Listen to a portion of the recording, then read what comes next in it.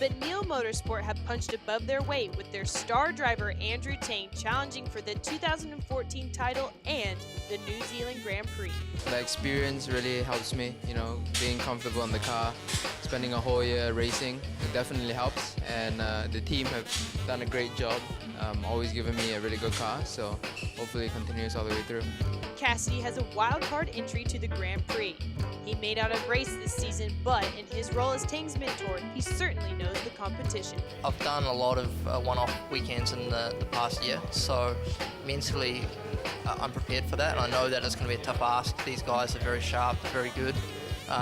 But a positive for this weekend is I've got a lot of experience in Banfield and with these cars, so I've had a bit of time out, but I'm back and trying to refresh the memory bank, and the practice is about getting into a rhythm and building on the weekends. So staying on track always helps, and we'll build from there.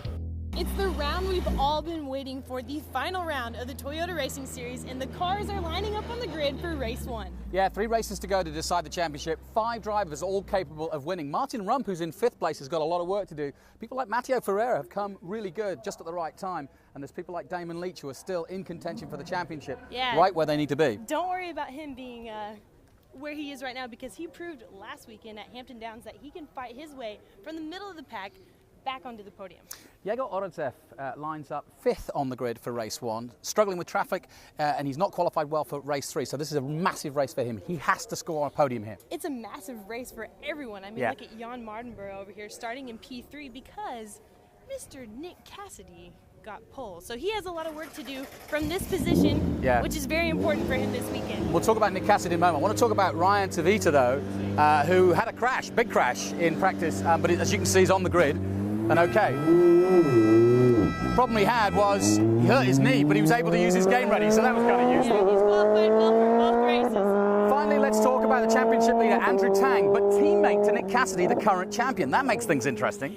Yeah, Cassidy hasn't been in the series for every round, but he decided he wanted to come and get his Grand Prix title back. So he's going to use these first couple races for practice, and he's going for the final race of the weekend. Yeah, and of course he could become the first man in history to get 3 in a row here in the Toyota Racing Series in terms of Grand Prix. He's also on pole position, something he wasn't able to achieve last year. But remember, he's been mentoring this man, number 22, Andrew Tang. So it's going to be interesting to see how they race with each other. The idea is Nick Cassidy goes for it and leaves Tang with the points. That's right. We'll see what happens.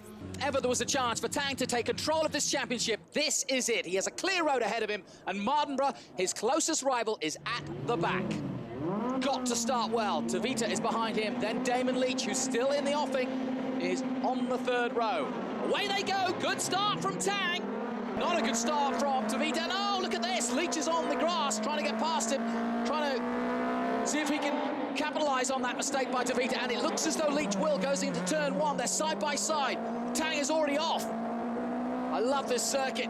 Perfect for that. And Tavita's trying to hang on. And Leach hanging on in there, but has to give up, and Tavita does go into 2nd place, or does he?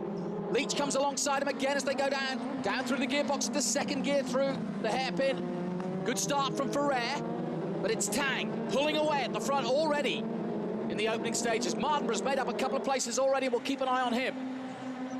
Leach and Tavita, and Leach has got past him. And Ferrer looking up there, but that's a good start from the Italian. Amweg up there as well. Chatorst in the midfield. And a good, clean start. No Nick Cassidy and Mardenborough having to do it all the way from the back. Reverse grid for race 2. There's Rump also coming through. Munro, the number 40, goes past Amweg. Through comes the leader, Andrew Tang of Singapore. What a dramatic 5 weeks this has been for the young Singaporean. Didn't expect to be here this weekend. Supposed to be joining the army. Well, he's marching on to a championship right now. So too, though, Mardenborough. He's carving his way through the field. This is Macaulay Jones he's up against now. He's got to be careful, but he's being carefree as well. Look at this. Matt Rayo is his next victim. Out of 1. Down the back straight, through the gearbox again. Still a lot of traffic for Mardenborough. This is not going to be easy for the young Brit from Cardiff, but he's been brilliant. Lock up from Lima there in the number 5. He's got Chatorst all over the back of him. Stein Chatorst, who's come to form, having had a disaster in Highlands for sure. And he's had to come from a long way back, and he's sailing his way through. Gustavo Lima, textbook overtake by the Dutchman at the final turn. Won this race last year, of course. McGregor-sponsored man. And now past Lima, his next victim is Levin Amweg as they head down to turn 1 again. Amweg just locking up there as they turn in, and that's just going to play into the hands of the Dutchman. Back with the leader, Andrew Tang. 3 wins to his name, but so too does Mardenborough. But it's Tang who holds the advantage, back with Mardenborough now. And you can see how much work and traffic he's got to get through. But the good thing about this man, Jan Mardenborough, he's cool, calm and collected throughout most of the season so far. He's never really got too uptight and upset about his position on track, whether it's going right or not. And he's got to stay calm now because there's a lot of traffic if he's going to stay in contention, but a lot of racing still to come. 2 more point-scoring races after this, but this one is the one that matters. And now Gustavo Lima, the Brazilian in Mardenborough's sights. He's passed the Brazilian, and now it's the Russian up next, the number 16, Mateusz Isakian. And Mardenborough is really, really pushing hard. This is his whole championship right here. Into the S's he goes.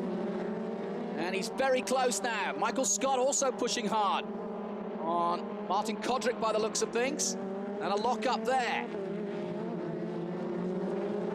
Kodrick going onto the grass there. I think he was just a little bit unsettled by having Scott behind him. That lost him time. Alberico goes through. And here's Ferrer now with Chatorce. Chatorce going on the inside and past the Italian easily. So Stein Chatorce, the 19-year-old Dutchman, makes up another place as they go onto the main straight. Back with the leader, and he is flying. Worried about the heat of the engine like everybody else at the start with so many restarts, but he's setting lap records at the moment. He's just gone under Bamba's 2008 lap record, 103.5, and on the very next lap, gone even quicker, 103.4. Meanwhile, look at this. Ferrer and 56, Amweg, side by side with Mardenborough behind. And this could end in tears. Ferrer will try and hold on. Mardenborough trying to get the jump on both of them. He goes to the inside. Ferrer loses out. Amweg's got the better line, and Mardenborough goes with him. Mardenborough will need to get past Amweg, the Swiss, as soon as he can. Down towards the final turn. Mardenborough really fighting his car to get the best out of it as they come onto the main straight again. Mardenborough doing a sterling job of getting through the field now, but he needs to with Tang leading and setting lap after lap of lap record pace. Meanwhile, Rump and Munro, they've been battling all year long, the 2 rookies, 117 from Estonia, and of course the Kiwi. Just 16 years of age, the 2013 Formula 4 champion has been, without a doubt, a sensation, but Rump this time has the better of him. Oh, they touch, and that's those 2 coming together. Rump's got away with it, but Munro certainly hasn't. And I don't think Munro had anything to do with that. Rump just nerfed him out the way, and that's a real shame as Mardenborough crosses the line again. Meanwhile, back with Tang. Andrew Tang of Singapore on his own right now. And he really did have an easy way to start. He wanted to battle with Nick Cassidy, I'm sure, but Cassidy overheating, and that would have been in the mind, I'm sure, of Andrew Tang and the Neal Motorsport team. But he's managed to battle on, and he's even been putting in lap record after lap record. This has been another sublime performance by the man from Singapore. Well, the Army will have to wait. This man is proving to be a very, very versatile racing driver. Came here as a rookie last year. Mardenborough's going to make up another place, is he, before the end of this race? Tang takes the checkered flag. Mardenborough's going to try and get past Amweg, and he'll finish in the top 6, and that may be good enough when the marbles are drawn for race 2 to give him a good front row start, but he's not going to get past Amweg, I don't think. It's a good drive by the Swiss, and a fantastic drive from Jan Mardenborough of Great Britain, who takes 6th place overall in race 1, the Dan Higgins Trophy. But well done once again to that man, Andrew Tang, who wins again here in New Zealand.